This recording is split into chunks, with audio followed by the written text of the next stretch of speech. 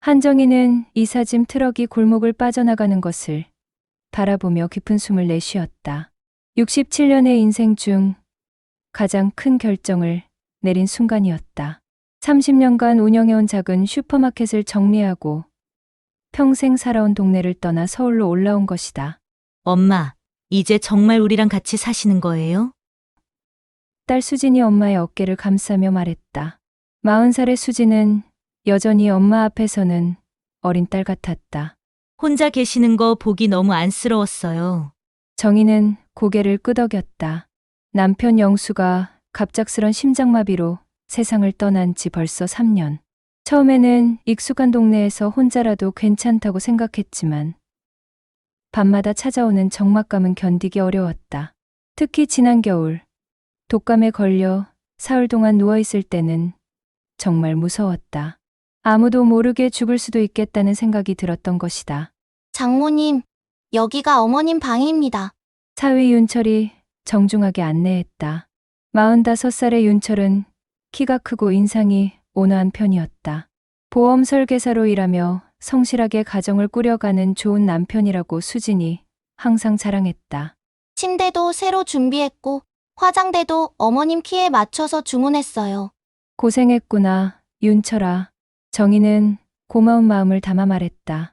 방은 생각보다 넓고 밝았다. 창가에는 작은 의자까지 놓여 있어서 햇볕을 받으며 앉을 수 있을 것 같았다. 외할머니, 12살 손녀 하나가 뛰어들어왔다. 중학교 1학년인 하나는 정희를 무척 따랐다. 외할머니 이제 매일 볼 수 있어요. 학교에서 돌아오면 맨날 외할머니 집에 가고 싶었는데. 정희 얼굴에 미소가 번졌다. 이 아이 때문이라도 서울로 온 게 옳은 선택이라는 생각이 들었다. 하나는 정희의 무릎에 앉으며 말했다. 외할머니, 우리 학교 앞에 맛있는 호떡집이 있어요. 내일 같이 가요. 그래. 우리 하나가 좋아하는 곳은 다 가보자. 정희는 손녀의 머리를 쓰다듬었다. 저녁 준비를 하면서 정희는 새로운 환경에 적응하려고 노력했다. 수지는 병원 행정직으로 일하느라 평일에는 집에 늦게 들어왔고 윤철도 보험 고객들을 만나러 다니느라 바빴다. 자연스럽게 정희가 집안일을 맡게 되었다. 어머님이 계시니까 정말 든든해요. 윤철이 저녁상을 받으며 말했다. 저희가 직장일로 바쁜데 하나도 챙겨주시고. 당연한 일이지. 정희는 웃으며 답했다. 가족이 함께하는 저녁 식사, 손녀의 웃음소리, 사위의 정중한 인사. 모든 게 따뜻하고 평화로웠다. 그날 밤, 정희는 새 침대에 누워 천장을 바라보았다. 3년 만에 처음으로 마음이 편안했다. 이제 외롭지 않겠구나. 하지만 아직 정희는 몰랐다. 동거 생활이 생각만큼 순탄하지 않을 것이라는 걸. 동거 생활이 시작된 지 2달이 흘렀다. 처음 한 달은 정말 행복했다. 윤철은 시장에서 장을 봐오고 정희와 함께 요리도 하며 좋은 사위 노릇을 했다. 하나는 학교에서 돌아오면 외할머니에게 하루 있었던 일들을 쏟아놓았고 수진도 엄마가 계시니 마음이 편하다며 좋아했다. 하지만 조금씩 균열이 생기기 시작했다. 장모님, 또 반찬 남기셨네요. 어느 날 저녁 윤철이 식탁을 치우며 말했다. 요즘 물가도 비싼데 낭비가 좀 심하신 것 같아요. 정희는 순간 말문이 막혔다. 평생 가족에게 잔소리 한 번 들어본 적이 없었는데 사위의 말에 기분이 상했다. 미안하다, 윤철아. 다음부턴 조심할게. 아니에요. 그냥 아껴 드셨으면 해서요. 윤철의 목소리에는 예전 같은 따뜻함이 없었다. 수지는 야근과 병원 업무로 바빠 가정일에 신경을 쓸 겨를이 없었다. 자연스럽게 정희가 모든 집안일을 도맡게 되었다. 손녀 하나의 아침밥과 도시락, 빨래, 청소, 저녁 준비까지. 외할머니, 학교에서 간식비 달라는데요. 하나가 조심스럽게 말했다. 얼마나 필요하니? 정희가 지갑을 꺼내려 하자 윤철이 끼어들었다. 어머님, 아이 간식비는 저희가 줄게요. 굳이 어머님이 부담하실 필요 없어요. 괜찮다. 손녀 간식비 정도는. 아니에요. 윤철의 목소리가 단호해졌다. 아이 교육은 부모가 책임져야죠. 정희는 괜히 위축되는 기분이었다. 좋은 뜻으로 하는 일인데 왜 이렇게 선을 긋는지 이해할 수 없었다. 며칠 후에는 더 큰 일이 있었다. 정희가 감기에 걸려 하루 종일 누워 있었는데 집에 온 윤철이 어지러진 거실을 보더니 혀를 찼다. 어머님, 아파도 최소한 정리는 해놔야죠. 하나가 친구들 데려왔을 때 창피하잖아요. 미안해. 몸이 너무 아파서. 그럼 미리 말씀하시죠. 제가 청소업체라도 불렀을 텐데. 정희는 더 이상 할 말이 없었다. 감기로 아픈데 청소까지 해야 한다는 게 말이 되나 싶었지만 남의 집에서 얹혀 사는 처지에 뭐라 할 수도 없었다. 그날 밤 수진에게 조심스럽게 말했다. 수진아, 윤철이가 요즘 좀 엄마, 윤철 오빠가 뭘 잘못했어요? 오빠도 직장 스트레스 심하고 힘든데 엄마가 좀 이해해 주세요. 딸마저 남편 편을 드는 것 같아. 정희는 더욱 마음이 착잡했다. 내가 너무 예민한 건가? 스스로를 의심하기 시작했다. 갈등은 점점 깊어져만 갔다. 결정적인 계기는 윤철이 정희의 재산을 알게 되면서부터였다. 장모님, 예전에 운영하시던 슈퍼 건물에서 월세가 나온다고 들었는데 어느 날 저녁 윤철이 조심스럽게 꺼냈다. 혹시 그 돈 관리 힘드시면 제가 도와드릴까요? 정희는 경계심이 들었다. 아니야. 내가 직접 관리하고 있어. 하지만 어머님 나이에 은행 일 보러 다니시고 세무 처리하시고 힘드실 텐데요. 저는 보험 일하면서 재정 관리 경험도 많고 고맙지만 괜찮다. 정희는 단호하게 말했다. 그 돈은 남편과 함께 평생 모은 것이고 나중에 손녀 하나에게 물려주려던 계획이 있었다. 윤철의 얼굴이 순간 굳었다. 그렇다면 할 수 없죠. 그 뒤부터 윤철의 태도는 노골적으로 차가워졌다. 인사도 대충 하고 정희가 준비한 식사에도 별다른 반응을 보이지 않았다.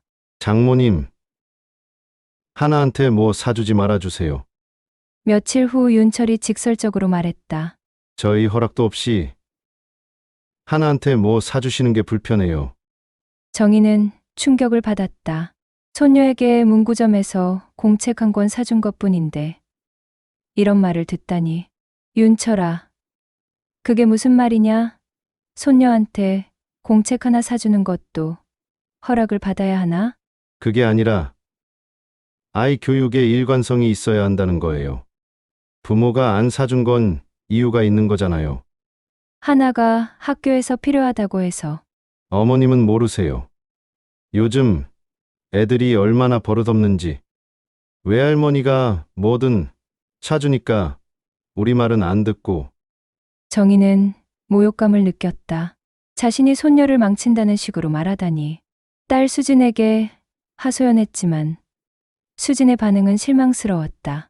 엄마, 윤철 오빠 말도 일리가 있어요. 하나 교육은 우리가 책임져야 하는 거고 엄마가 너무 예민한 거 아니야? 예민하다고.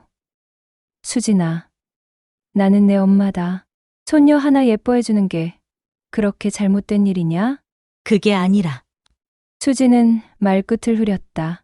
엄마도 윤철 오빠 입장을 좀 이해해 주세요. 오빠도 힘들어해요. 정희는 절망감을 느꼈다. 딸마저 자신을 이해해주지 않는다는 생각에 마음이 무너져 내렸다. 그날 밤 정희는 잠들지 못하고 창밖을 바라보았다. 내가 이 집에서 환영받지 못하고 있구나. 처음으로 그런 생각이 들었다. 참을 수 있는 한계는 그리 오래가지 않았다. 결정적인 순간은 남편의 유품을 발견했을 때였다. 이게 왜 여기 있지? 정희는 거실 서랍에서 남편 영수의 시계를 발견했다. 40년 전 결혼기념일에 선물한 그 시계였다. 고장나서 작동하지 않았지만 정희에게는 무엇보다 소중한 유품이었다. 윤철아. 정희가 부엌에서 설거지하고 있던 윤철을 불렀다. 이 시계 왜 여기 있어? 윤철이 시계를 보더니 대수롭지 않게 말했다. 아, 그거요? 제가 차고 있었어요. 왜 가져간 거야? 고인이 쓰던 물건인데. 어차피 고장난 거 아니에요. 그냥 어떤 건지 궁금해서 차봤는데 뭐, 어머님이 쓰실 일도 없잖아요. 정희는 그 자리에서 목소리를 높였다. 그건 내 인생의 일부야. 함부로 대하지 마. 장모님, 뭘 그렇게 흥분하세요? 그냥 봤다는 건데, 봤다고 허락도 없이 남의 물건을 가져다 차는 게 보는 거야? 윤철의 얼굴이 차갑게 굳었다. 장모님, 이제 나이 드셔서 감정 조절도 못 하시네요. 시계 하나 가지고 이렇게 호들갑을 떨다니. 그 순간 정희는 무너졌다. 감정 조절을 못한다고? 자신이 호들갑을 떤다고? 호들갑이라고 했어? 정희 목소리가 떨렸다. 내 남편이 40년 동안 차고 다닌 시계를 함부로 만지는 게 대수롭지 않은 일이라고? 됐어요. 됐어. 윤철이 짜증스럽게 말했다. 그렇게 소중하면 가져가세요. 누가 뺏는다고 했나요? 바로 그때 수진이 들어왔다. 두 사람이 대립하는 모습을 보더니 당황했다. 뭔 일이에요? 왜 이렇게 싸워요? 장모님이 장인어른 시계 때문에 화를 내셔서. 윤철이 먼저 말했다. 엄마, 또 윤철 오빠한테 화내세요? 수진의 목소리에는 피로감이 묻어 있었다. 또? 수진아. 나는 정당한 이유가 있어서. 엄마, 제발 좀 참아주세요. 오빠도 힘든데 왜 자꾸 트러블을 일으켜요? 정희는 딸의 말에 더 큰 상처를 받았다. 자신이 트러블 메이커라는 거였다. 수진아, 나는 내 엄마야. 그런데 왜 남편 편만 들어? 편을 드는 게 아니라 엄마가 좀 이해해 주셨으면 해서요. 그날 밤 정윤 방에 혼자 앉아 눈물을 흘렸다. 이 집에서 자신이 존중받지 못하고 있다는 걸 절실히 깨달았다. 며칠이 지났지만 집안 분위기는 차갑기만 했다. 윤철은 정희와 마주쳐도 인사조차 하지 않았고 수진도 어색해했다. 오직 손녀 하나만이 평소처럼 정희에게 다가왔다. 외할머니, 왜 요즘 슬퍼 보여요? 하나가 정희 무릎에 앉으며 물었다. 아니야. 할머니는 괜찮아. 정희는 억지로 미소를 지었다. 거짓말이에요. 외할머니, 눈이 빨갛게 됐어요. 누가 외할머니 울렸어요? 정희는 손녀를 꼭 안았다. 이 아이만큼은 자신의 편이라는 게 위로가 되었다. 그날 밤 정희는 중요한 결심을 했다. 더 이상 이 집에 있을 수 없다는 것을. 존엄을 지키며 살고 싶었다. 조용히 짐을 쌌다. 많지 않았다. 옷가지 몇 벌과 남편의 유품들. 그리고 소중한 사진들. 손녀 하나에게만 편지를 남겼다. 우리 하나야. 외할머니는 내 웃음을 보며 하루하루 버텼단다. 하지만 이제 내 삶을 되찾으려 해. 어른들의 문제니까 너는 걱정하지 마. 넌 언제나 외할머니 자랑이야. 가끔 전화하자. 새벽 일찍 정희는 택시를 타고 집을 나섰다. 예전에 살던 동네의 작은 원룸을 얻었다.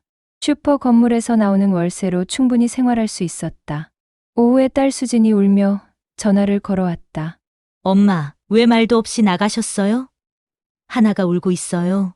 수진아, 엄마는 괜찮아. 정희 목소리는 담담했다. 엄마도 엄마대로의 삶이 있어야지. 엄마, 다시 오세요. 제가 윤철이한테 잘 말해서. 안 돼. 수진아. 내 가정은 내가 지켜야 해. 엄마는 이제 방해하고 싶지 않아. 엄마, 괜찮다고 했잖아. 엄마는 혼자서도 잘 살 수 있어. 전화를 끊고 정희는 작은 창문 밖을 바라보았다. 여전히 외로움은 남아 있었지만 최소한 존엄은 지켜낼 수 있었다. 그날 저녁 혼자 차린 소박한 식탁에서 정희는 처음으로 편안한 식사를 했다. 누군가의 눈치를 보지 않아도 되는 자신만의 시간이었다. 이제 진짜 내 인생을 살아보자. 67세의 새로운 시작이었다. 현재 정희 씨는 혼자 살며 소소한 행복을 찾아가고 있습니다. 손녀 하나와는 일주일에 한 번씩 만나고 딸 수진과도 적당한 거리를 유지하며 관계를 회복해 나가고 있다고 하네요. 때로는 외로움이 찾아오지만 누구에게도 눈치 보지 않는 자유로운 삶에 만족하고 있다고 합니다.